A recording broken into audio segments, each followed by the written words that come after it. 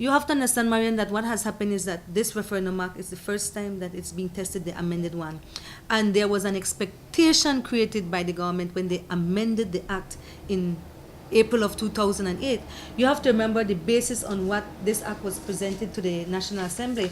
I think it's important for people to know that what it said was the purpose, in the preamble it said the purpose was that it was to ensure that the general public can participate and express their view on any matter they consider to be of national importance.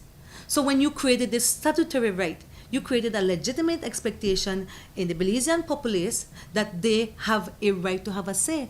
And everything has been done to prevent an actual official referendum for people to have their say. Well, the Prime Minister has agreed, I think before the election, maybe a week before the election, he did agree to holding a referendum. No, I don't think that's accurate. He said that he might consider it if cabinet approves it, but there is something there that you have to understand.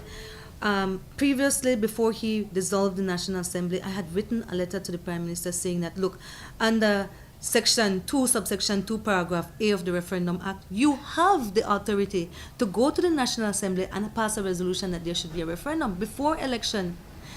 We never got a response, but you all from the press know the response that he said the effrontery I had to ask him that. But I was just asking him to apply the law. So if there was any good faith to have a referendum, it could have been done then. No, he's saying that he might. But the problem with that is that if the government now decides, for whatever reason or however they decide it, we have no say as to what the question will be, and there is no guarantee that we will be consulted on the question.